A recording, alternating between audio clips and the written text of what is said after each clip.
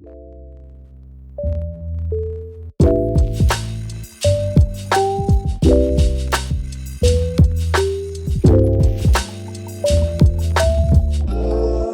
day, Payday Parlay listeners. Coming to you is Zane here, and always welcomed by, alongside, with Matthew, part of PaydayParlays.com. We are excited to get another week kick-started on a fine Monday evening here with a lot of action to talk about this upcoming week. Matt, how are you? I'm doing good, but I would do a lot better if done a little bit better in the Super Cup this week. Yeah, the Payday Parlays Mega Pick Face-Off Championship Series Super Cup has a first-time winner. Week 1 of this challenge, and it is yours truly, Zane. I'm happy to take the crown. I appreciate it. It was a great week. Played $100 and won. Total payout there of about an $85 difference. So I think that's pretty good return on investment there. Yeah, while you were in the green, I was actually in the red this week, but not too far off. Like we said last, in the part 2 episode, Utah and the Lakers really killed me. But I did make a little bit of a comeback because I was able to hit a nice little Manchester United +1 bet. So I bet 100 and finished with 88.60 total payout. So I'm totally with you on that Manchester United lines. I did not hit it because I went money line, but when I looked at the lines, just as you did over the weekend, I was very surprised of how they were written. Very surprised, to be honest. Yeah, I really thought I just thought the style matchup was in Manchester United's favor, and I thought that was a good line. And honestly, it didn't say the draw, so +1 was nice. Was able to get me back up a little bit, but for a $12.40 loss, that's not the worst. We're going to turn that around this week. We're not going to touch a LeBron James team, and it's March now, but we're not going to touch a LeBron James team in February ever again. Or early March. LeBron. We'll stay away from him too. But while speaking of losses, let's go ahead and just move into what we did this week, like how this weekend, because I have to talk about my college Super Boost play. All 3 teams between Duke, Kentucky, and Baylor, all 3 lost. Did not see that coming. Yeah, that was ugly. That was really ugly. FanDuel robbed people on that one this weekend. They knew exactly what they were doing. Must have to go 0 for 3. They got me, but Duke, me and Duke, we're going to have a love-hate relationship. I can already tell. I said they were bad, they were terrible, and then they started winning without Jalen Johnson. So then I was like, they're a good team ever since Jalen Johnson. They did lose in overtime, however. I'm not going to bet on them anymore either. Me and them are just going to continue having our love-hate relationship. So I took my own little version of that 3-game parlay. I switched it up slightly. So I didn't go the Super Boost route, but I went Florida at Kentucky. I took Florida, and I combined that with a Florida State win at North Carolina, which did not happen. That's a different topic there with how terribly coached Florida State was there in the second half, coming down the stretch against North Carolina. And they're usually a well-coached team. I just couldn't they started speeding up. They started playing to North Carolina's game. Yeah, it didn't make any sense. They were winning. I don't understand why they were trying to. Up by 12 at the half. Up by 12 at the half. And then also Louisville Duke. I threw them in there. Picked Duke. Obviously, overtime loss there to Louisville. So, yeah, mine didn't hit either. My combination didn't hit either. Louisville's a very interesting team.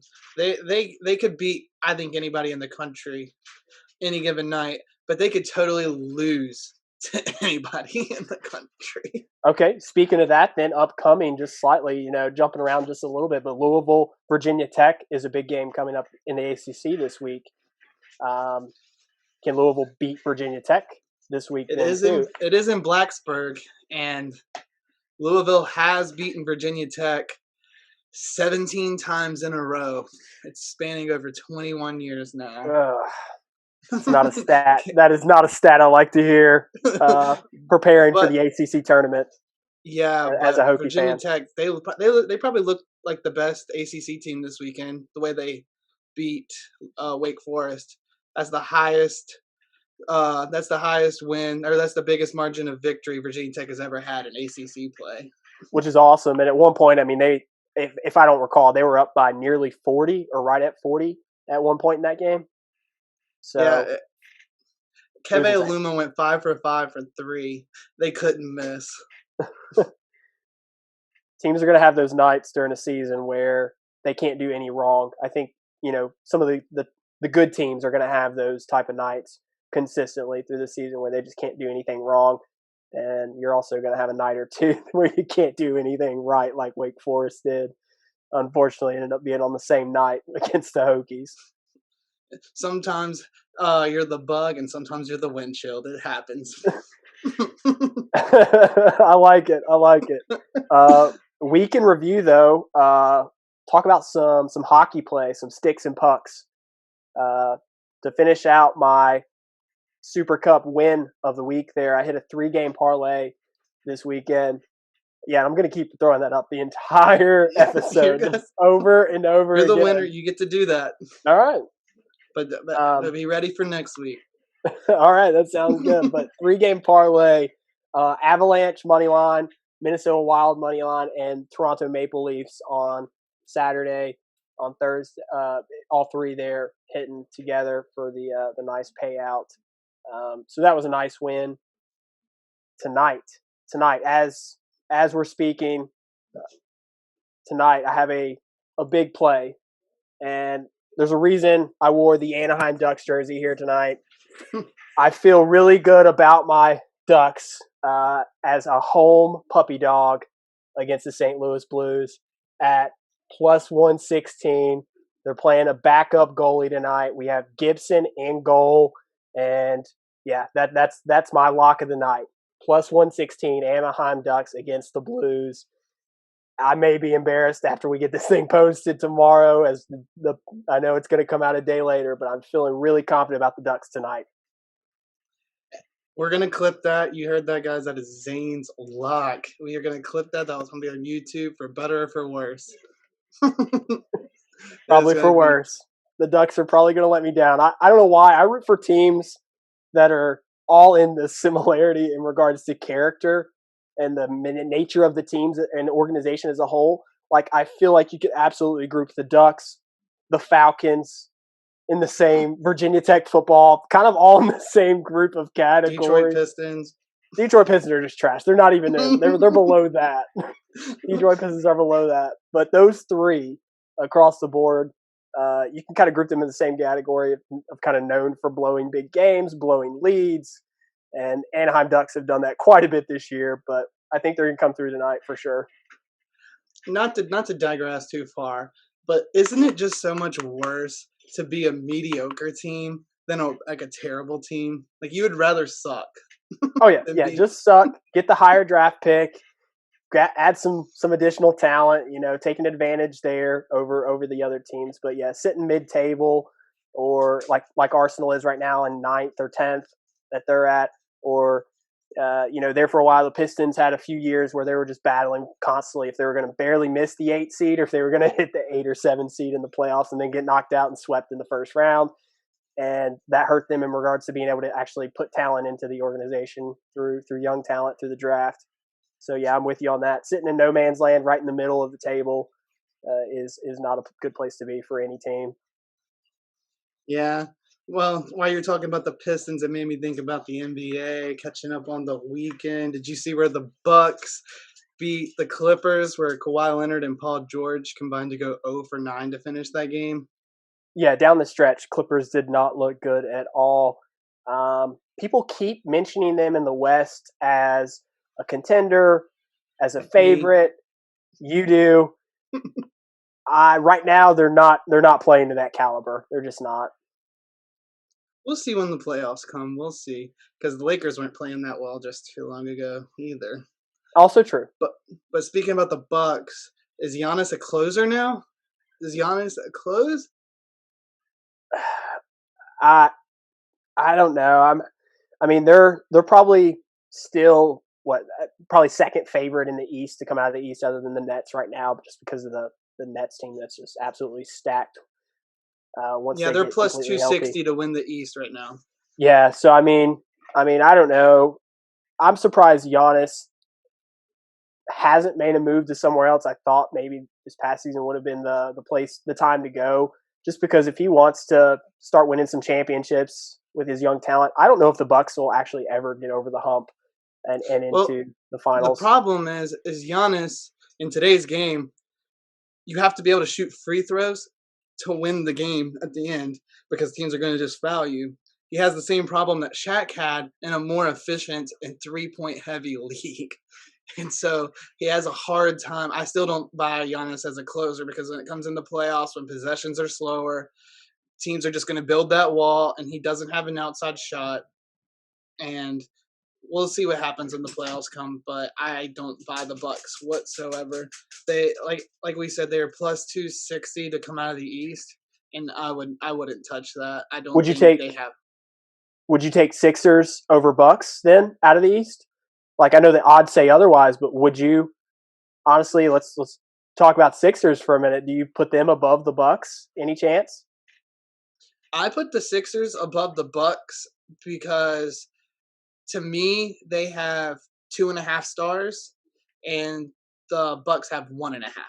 If that makes sense. So Yeah. Giannis and Drew Holiday. I think Drew Holiday is very underrated two-way player, but to me he's a half a star, like superstar. Let me rephrase that: half a Superstar superstar. there. There we Yeah. go. So he's one. So they have 1.5 superstars. I think Tobias Harris is a half superstar, maybe not even a half superstar, maybe just two superstars. Ben Simmons and Joel Embiid, so they have more talent. I do not like the Sixers to come out of the East. That isn't my pick. I think we know who my sleeper pick is because that's the team I'm always rolling with. Oh yeah, Yeah. Miami. down in Miami. That's my sleeper pick. But Philadelphia, I do think is better than Milwaukee. I think I think Joel Embiid is an MVP candidate, I and think so too. but continuing to talk about the weekend, we played a lot of EPL, and EPL saved me this weekend. But we can start with your Gooners. The Gooners, yeah, we touched on them. Saturday morning, which was awesome. They played an early game on Sunday, and they came out flat, absolutely flat. First 20 minutes of the game looked terrible. Obviously, giving up a goal in the 6th minute of that one, 7th minute of that one to Leicester, where it was just miscommunication on the defense. They wouldn't step up and stop a runner into the box, and he tucked it away in the left corner past the keeper. But from that moment on, after about the 20-25 minute mark, they got their stuff together. I don't know what rallied them, but they started holding possession more, controlling the midfield. Eventually led to winning some free kicks in some dangerous areas, including the one that resulted in the header there that was finished by David Luiz. And then shortly thereafter, just a few minutes later before the end of the half, a penalty that was won to go up 2-1 before the half. Come out of the half, still strong, kind of maintaining that same energy and win. Finish another goal there by Pepe, a nice easy tap-in finish, who I think Pepe is someone that's not talked about enough in regards to overall in the EPL. I think he's coming along nicely in regards to his development, but we'll talk about that at a different time.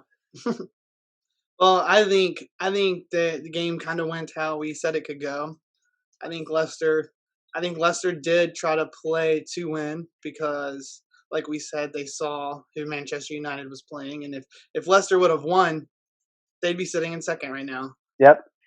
Would have jumped. Which I think to be honest, that match kind of played into how the second match went. I think Manchester United, the second match that we're going to talk about, Manchester United and Chelsea, I think that kind of bled into their thinking going into the match, seeing that Leicester tied. Well, not necessarily going into the match, but I think there was a moment in the match when they just kind of conceded the win and played for a draw.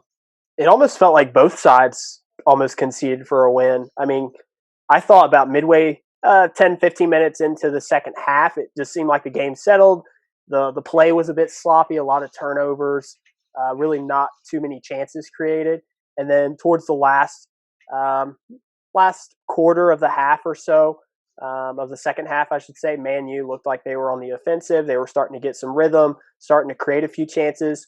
But honestly, the back and forth kind of reminded me of Manchester United's 0-0 draw just a few weeks ago against Arsenal. Like the game flow really reminded me of that game. And speaking of Manchester United just being 0 wins, 5 draws, 2 losses against top 5 play there in the league this season, after last season going 5 wins, 3 draws, 2 losses. So Matt, let me pose the question to you as a Red Devil supporter there. Does Manchester United take a toothless Tuchel approach and play for results when they play the top teams instead of playing for wins?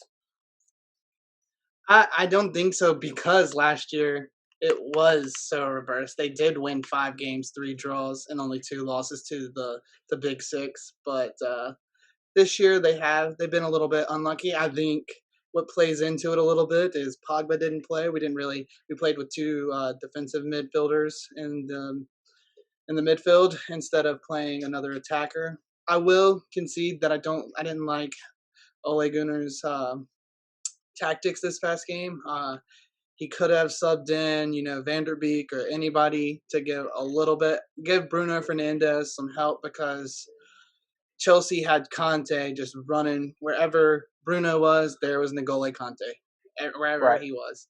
And so I think he could have made some changes, but the only change he really made was bringing Anthony Martial in the 80th minute, which isn't really going to affect the game. And at that point, Manchester United looked like they settled into this draw. And it was almost like a tale of 2 halves. I thought the first half, I think Manchester United found something late towards the end of the first half with Chelsea, or on the left side with Marcus Rashford, and against Kelly Hudson-Odoi. And Thomas Tuchel also noticed that and made the change to Reece James at halftime. So, however, that game went sort of kind of how we said it was going to go. I think we predicted that Manchester United would have been a little better, but I do want to say that Chelsea needs to be a little more clinical. They need to finish in the final third a little bit more. Chelsea probably created the better chances out of the 2 teams, but there's And I mean, following up with that, I mean, there's a big EPL match coming up this week related to a topic we touched on before with the debate and the difference between, I think that Liverpool would finish top 4 and Chelsea would fall out. You thought the opposite, that Liverpool would fall out, but Chelsea would finish top 4. We're going to see that play out later this week. Now, who's looking better right now, though? Yeah, right now, definitely Chelsea is looking in a little bit better shape. Yeah, Chelsea's just been weird ever since Thomas Tuchel's taken over. They've literally been playing just possession football and not trying to go forward. They've taken away all their creativity with that, and they're, like we just said, not clinical in the final third. Like, they need to start finishing some of their chances that they have. Yeah, I agree there. I don't know if the team's fully settled in under Tuchel yet. I think there's some growing pains still happening there, and maybe that's what you're seeing playing out right now. Yeah, and Tuchel ran a 4-3-3 at PSG, so he may even change the formation completely. Right. I guess the biggest thing for me is I look for Pulisic to still, U.S. men's national star, to still get some more playing time in the near future. Him and Tuchel, if you don't know, have a history at Dortmund. Thomas Tuchel was the manager to give Pulisic his first top-tier start in the Bundesliga. So I don't think to discount Pulisic moving forward and ahead as he continues to get a bit more healthy, recovering from the calf injury and whatnot. I hope he gets out there a little bit more often. Obviously, he got subbed in this past weekend, which was just good to see. And he got about 20 minutes in under his belt. So yeah, I would have liked to have seen him get a little more time. But I will say, there was a podcast that just came out. It was actually Chelsea's own podcast, and they asked him about his relationship with Thomas Tuchel. And it was funny because before that they framed it and asked him about Jurgen Klopp, and he's like, "Yeah, Jurgen Klopp. He texts me all the time because Jurgen Klopp gave him his first professional. Like he brought him up. He didn't Right. give him his debut, but he brought him to Dortmund." And he says, "Oh yeah, Jurgen will text me, see how I'm doing, making sure everything's good. He stays in touch."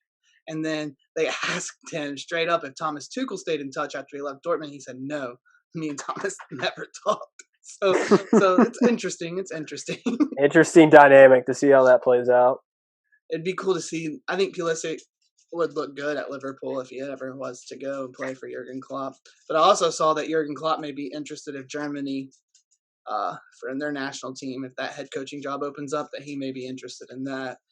He is German. That would make sense. Right. And that'd be interesting. But I like seeing Jurgen Klopp at Liverpool. It makes it fun. And I always love seeing Jurgen versus Klopp versus Pep Guardiola. Those matchups are usually always fun.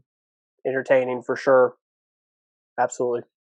But wrapping up our weekend review, I think there was some fan-controlled football you wanted to talk about, wasn't there? Yeah, so I committed my allegiance there to the Zappers.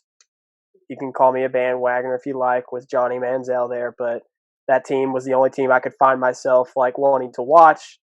When I first was introduced to the league and whatnot, tuned in for the game. They're winless. They've blown a lead last week. Johnny Manziel is out this week. He didn't play with emergency dental operation, but that game was exciting. Got to watch the whole thing, call plays throughout the game. Comes down to a Hail Mary. They almost blow another lead. They end up winning it off of a Hail Mary at the end, which makes SportsCenter's top 10, I believe, earlier today. So that was really cool to see. That league is starting to gain some new interest and some headlines. And I think with that headline there, also they announced Josh Gordon will be back on the Zappers as well. So he'll be signing with the Zappers and joining Johnny Manziel there. So teammates reuniting from Cleveland. I don't think they ever got. Did they ever get? They did. Never mind. Sorry. I was going to say, I think that was around the time he got suspended, but they did play a season together. Yeah, they did play a season together. So those guys are reuniting. Manziel should be back next week, and that's going to be fun to shake out. I'm not sure when Gordon will be starting. I don't know if it'll be next week or later on, but that league is gaining some momentum, gaining some traction. That should be fun. Those might be the two best athletes on the field, though, when they play. Well, I did see where Johnny Manziel, I think he said after the first game, he's like, "I'm rusty." Yeah, he looks a little rusty too, especially airing it out. But there was a funny stat during the game, and we'll move on from this, but during the Zappers game there, Johnny Manziel, they brought him in for a live interview during the game, and he pretty much just spoke out to the fans who call the plays there and stated that, hey, guys, like you can run the football too, because I think 92% of the play call for the Zappers has been passing situations. So that's been pretty interesting. That's hilarious because, me as a fan, I want to see it air the ball out, throw it 60 times a game. That's what I want. That's what I want. That's what I want my money to go towards. Yeah, I'm going to say that people are choosing that over and over again, mainly because Johnny Manziel is on the field. And they just want to see him throw the ball. So pure entertainment aspect of it, which is pretty cool. Picking a pass play with Johnny Manziel is kind of like also picking a run. Yeah, I mean, because he'll scramble a lot, and he did that a lot, running for, I think the first game, running for like 62 yards and only completing like 3 passes or something like that. It was he got benched in that game. Yeah, they rotate in a lot, so we'll see what happens moving forward. But it's something fun to check out. Definitely check out Fan Controlled Football League. Sign up on their app, and you pledge your allegiance to a team and play call the plays throughout the game. Earn points as you play call for a team. It's good stuff. But Matt, do you have any big games looking ahead to the week that are coming up this week? As I know we have some NBA action coming up. Yeah. So I've now shifted my focus to only NBA and soccer because that's what I know the most about, and those are what I won my money on this week. I lost it and everything else, college basketball, NHL. So we're going to focus on NBA and soccer now. And college basketball, I'm not touching that until March because that's just not going to. So tomorrow night, there's 2 big matchups tomorrow night, Clippers and Celtics. The first one to talk about. Celtics got back in the win column with a close one. Jason Tatum hit a game winner against Washington Wizards, who are sneaky. Washington is sneaky, man. They helped me out in the Super Cup with that upset during last week, which was really nice to see. They're in the fourth quarter, kind of battling it out, going into some analytics basketball. That was not analytic basketball, and there will be an article this week coming up soon about how that is not analytic basketball just because they ran to the three-point line. I saw all over Twitter. I even saw college coaches talking about how analytic basketball is ruining the game. This is what's causing. And if you want to make an argument that players are running to the three-point line because they're taught to do that, fine. But don't say it's because of analytic basketball, because analytic basketball will tell you a dunk or a layup's the best shot in all of basketball. There's Maybe they were tired and they didn't want to play overtime. Called a dunker spot for a reason. Like, the most efficient shot when you got 7-foot guys flying through the air and just putting their hand on the rim, it's probably going to go in. Good chance there. I like those odds. But yeah, Washington is a sneaky team, but Celtics got by them, and then Clippers, they blew that lead that they had against the Bucks. We already talked about that a little bit. So yeah, what are your early thoughts on that game? I looked to the Clippers to rebound. I don't see a repeat performance there of Kawhi coming down the stretch. Paul George coming down the stretch there, 0-9, I think was what you said earlier. So I would say I don't think Boston's win against Washington not convincing. I don't think they're in rhythm at all right now. They're kind of up and down all over the place. So I would say Clippers, probably Clippers. So you think Brad Stevens is on the hot seat this year? No, I don't think he is yet. I think I think he's a good coach overall. I don't think he's on the hot seat yet with the talent he has there. I think he's making the most of it. I think there's still more opportunity to grow for that team. And I think trade deadline and whatnot as that approaches for NBA, I think you're going to see Boston be one of the teams that probably makes some of the biggest moves there to help him out. I agree. I don't know if they've bought in, but at the same time, Danny Ainge isn't necessarily a seller. He's usually, or not really a buyer either. He kind of just when he does make moves, he accumulates draft picks, and then he's very methodical in the way he works. He's the opposite of Pat Riley, and that's why Boston's only won one championship since the 80s. It is what it is. Danny Ainge needs to be a little more aggressive. Yeah, I like it. I think this is his opportunity to do so. We're just about 4 weeks or so away from into the NBA trade deadline, so maybe a little bit less than that towards the end of this month.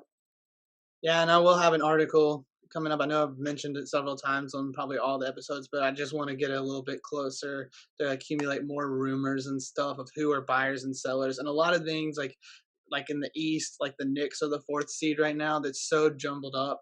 Like a team could literally be on the 4th seed one week and then be sitting in the 13th seed next week and like be close to the trade deadline.